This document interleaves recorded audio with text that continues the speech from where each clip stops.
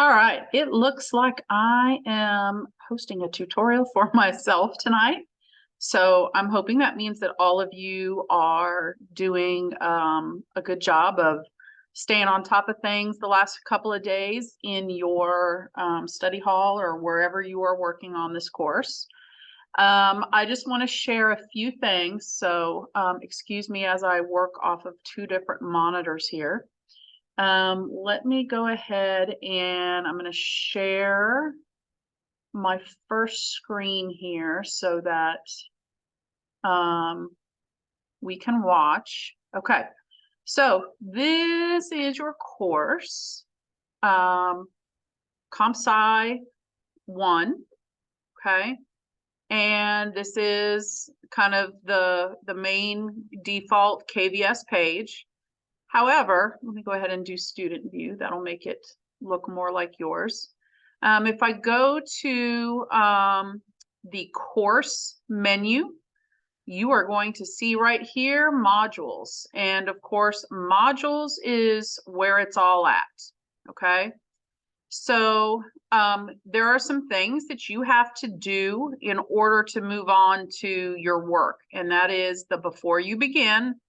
It gives you information about what's expected of you, academic integrity, guidelines for posting, and you will have to have some discussion things. So you will have to post, and Canvas tools, okay, in a nutshell. Then you get to the welcome to the course. It gives you the description, a little bit about me, pacing guide, and that's important. I'm going to give you guys a couple of weeks to kind of get settled and used to working online before I start worrying about counting off for late grades. But I will give you warning when that time comes. But I know I was asked to do this late. It was I found out, I guess, the night before the first day of school. So they had to get some stuff ready for me. And I know a couple of you guys have been a little slow starting. So we're going to grant you some grace the first few days. Okay. But make sure you go through there. Don't just breeze through it. There's important information that you need to know. There's even a quiz on course basics and a little introduction so that I can read through it and see what you guys are about. Here under housekeeping, if you've done and completed the first lesson in Codesters, you'll see that there was a project planning page that you needed to fill out. It's a document that you will upload into your, or that you'll save in your Google Drive. And then once you finish filling it out, you will share it with me. You'll turn it in via Canvas so that I can grade, okay? And then right here, these are the 6 weeks calendars for the first 6 weeks. You'll have more added soon, but you don't need it yet because you are going to stay more or less on target with our pacing guide, okay? I'm going to leave student view just so that I can walk you through, or not walk you through, but show you a little bit of the of where we are. So obviously the first thing that you see when you pop in, you're going to see a little set of notes, and it's a little PowerPoint type presentation that talks to you about Python, and that is the programming language that you are going to be learning this year. And if you already know it or know some of it, then you are going to be expanding on it, okay? So here, there is a video that shows you a walkthrough of the lesson and talks about some specific parts of Codesters and how it runs, how it works. If you get stuck, there's going to be an error message up here, and it's going to help you examine your code to see what's wrong. Okay, so whenever you encounter an error, you want to go back and fix it. Look for that feedback, go back and read the instructions of the assignment, You can hit the reset button if you want to pull in your code from the previous activity so that you can start from there and try to figure out what your problems were. But look in these presentations for vocab and how to do the lesson, okay? Then it's going to actually open Codesters in Canvas. And we can say we're getting started. And so right up here, again, these are the directions. It says click the green button to run the program to see what we'll create today. So you hit that, you can see a fox dropping. It moves over a little bit to the right and it says click on me. When you click on it, it makes it jump, spins in a circle, and lands back down. And all that you are doing in that particular part of the program is just watching what it does so that you can kind of look here through the code and can kind of match up where things are. Okay, because that's one of the ways to learn to code is to look at existing code and see what happens when you run it. So there's a background image, a sprite, and then some codes to work through. So you'll hit save. This is your submit work, and then the next button. So always make sure you hit submit work so it saves there in Codesters, okay?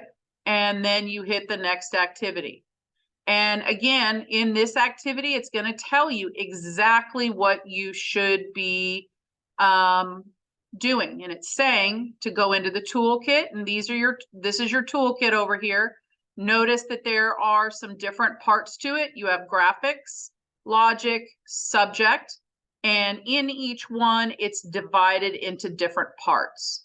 So if we look on graphics, and it says find stage, which is right here, and then find the block labeled summer, click, hold, and drag it to the code editor.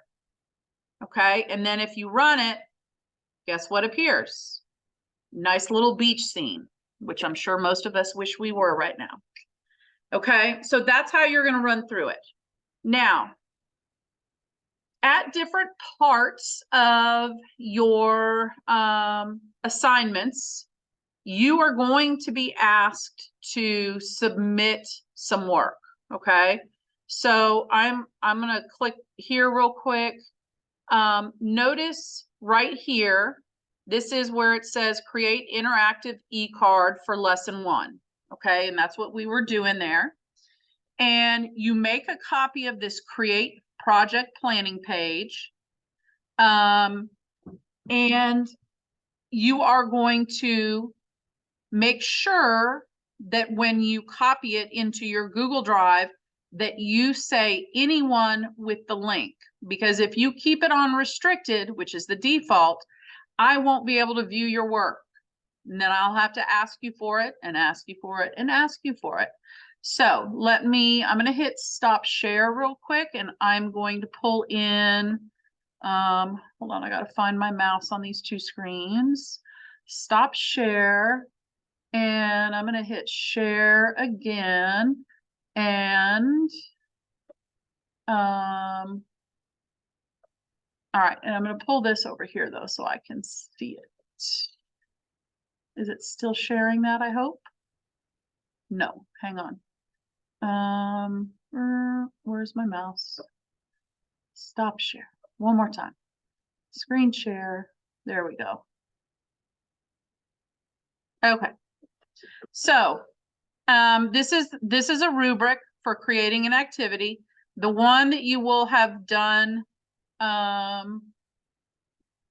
the end of that lesson is this one, the create project planning page. So it's very specific. It says use this project planner before you begin your create project to help structure your work. So I want you to think about it. Don't breeze through this because the planning is an integral part of your project, okay? So what you're going to do is in step 1, identify the main project goal and the listed project requirements. And you can find that goal in the instructions and the specific requirements in the comments of the code editor. Okay. And so you list those here. If you need to add more, you can add more. Then in step 2, you'll describe your project. Oops. And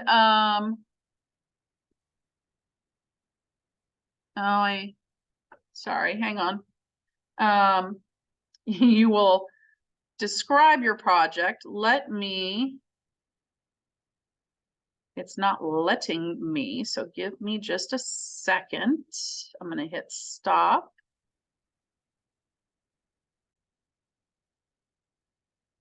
All right, I'm going to go back. All right, so when you get